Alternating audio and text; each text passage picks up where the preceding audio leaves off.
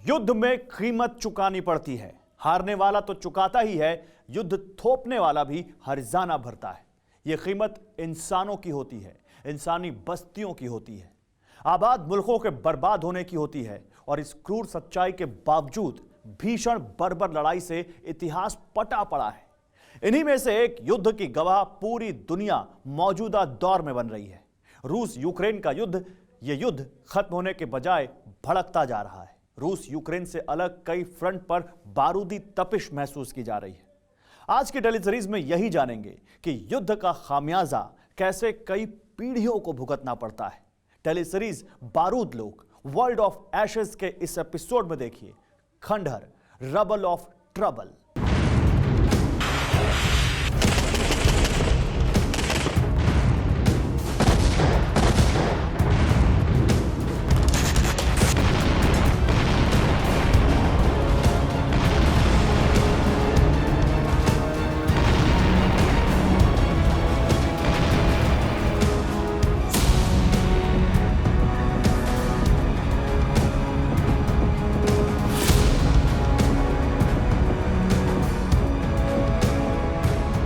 एक दिन युद्ध रुक जाए, नेता आपस में हाथ मिलाएंगे, बूढ़ी माएं कुर्बान हुए बेटों का इंतजार करती रही, प्रेमिकाएं अपने प्रेमियों का और बच्चे अपने नायक पिताओं का।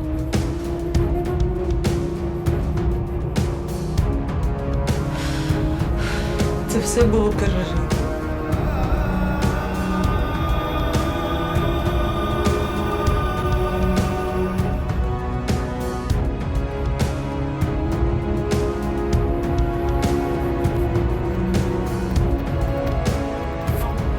महमूद दारविश ने युद्ध देख ये लिखा, फिलिस्तीनियों ने इसे भोगा। आंखों देखी युद्ध विभीषिका में फिलिस्तीनी कवि उम्मीदों का दामन थामे इंसानों की बेबसी बयां कर रहे हैं। युद्ध कहीं भी हो, किसी के बीच हो, जो जंग के गवाह बनने वालों ने उम्मीद कायम रखी। यूक्रेन का एक एक बाशिंदा इसी उम्मीद पर जिंदा है कि वो जंग एक ना एक दिन जीत लेगा। उसके नायक ज़ेलेंस्की यही दिलासा दे रहे हैं। 4 अप्रैल 2022, कीव, यूक्रेन।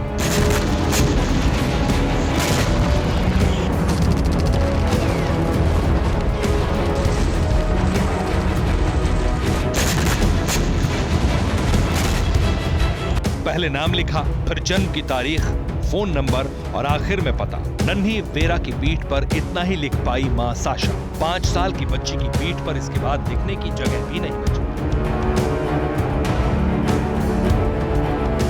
वरना साशा लिखती, बहुत कुछ लिखती, अपने वतन की बर्बादी, अपने आशियाने की तबाही, अपने परिवार से बिछड़ने का दर्द, युद्ध की दर्दनाक त्रासदी के कसूरवारों को पैगाम लिखती।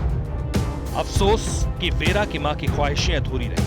वो अपनी प्यारी सी बेटी की सलामती की दुआओं के साथ इस बारूदी खंडहर से दूर चली गई। यूक्रेन की माओं ने अपने बच्चों के शरीर पर रिश्तेदारों का नाम लिखा ताकि उनकी मौत के बाद उनके बच्चे बच जाएं तो वो अपनों तक पहुंच सके। जो खुशकिस्मत थे वो दोबारा मिले, लेकिन बदनसीबों के हिस्से में आया ये खंडहर, जहां दफन हो गई न जाने कितनी जिंदगी।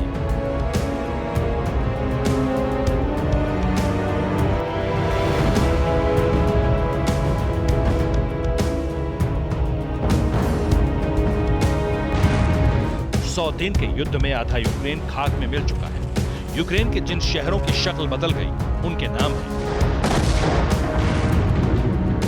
Mariupol, Kharkiv, Bucha, Odesa, Lviv, Kherson, Donetsk, Chernihiv, Chernobyl, Sumy, Severodonetsk, Izium, Lysychansk, माकियाका और लुहांस्क। 24 फरवरी से ये सभी शहर दहलने लगे।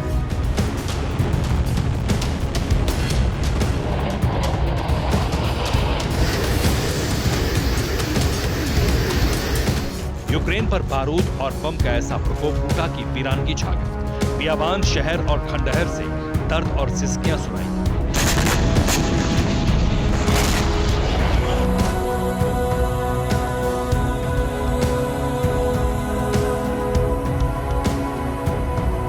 आठ अप्रैल को क्रामाटोर्स्क रेलवे स्टेशन पर हमला सबसे हृदयविदारक था। रेलवे स्टेशन पर धमाके के बाद बारूद से सने शव, चीथड़े उड़े शव, किसी का हाथ उड़ा, किसी के पैर उड़े, किसी का पूरा जिस्म जलकर राख हो गया। मुसाफिरों के सामान जहां तहां बिखर गए।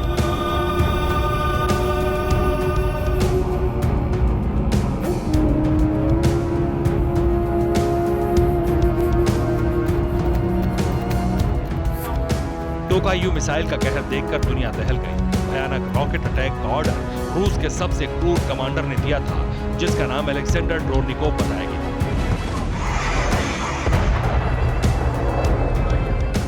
इंसानी बस्तियों में जब बम फटने लगे, नरसंहार के हथियार चलने लगे, तो पलायन शुरू हो गया। लाखों लोग जान बचाने के लिए दूसरे मुल्क भागने लगे।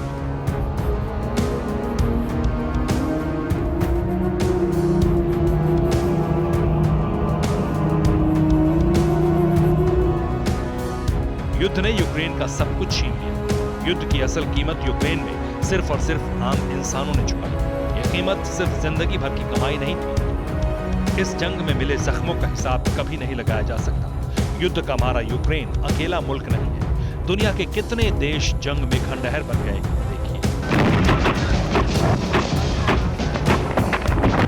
यूक्रेन को रूस ने 100 दिन में बर्बाद कर दिया। सीरिया को अमेरिका, रूस, तुर्की ने 11 साल के युद्ध में तबाह कर दिया। अफगानिस्तान 20 साल के युद्ध में नेस्तनाबूद हो गया।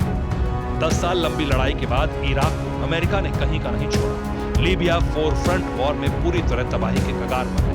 यमन को सऊदी अरब और संयुक्त सेना ने उजाड़ दिया। अमेरिका से अघोषित युद्ध में ईरान का बंटाधार हो गया। फिलिस्तीन को इजराइल ने अंतहीन युद्ध में आधा साफ कर दिया है। जिन मुल्कों में कभी खुशहाली थी, जो तरक्की की राह पर थे, जहां जिंदगी गुलजार थी, वहां आज सिर्फ बारूदी निशानियां बची, जर्जर इमारतें बची। इन डरावने खंडहरों में कदम रखने की हिम्मत कोई नहीं जुटा, क्योंकि बारूद लोग का हॉरर इतना भर नहीं है।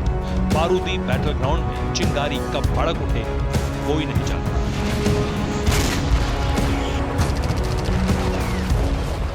परवाह देश की, सोमवार से शुक्रवार रात 10 बजे TV9 भारतवर्ष पर।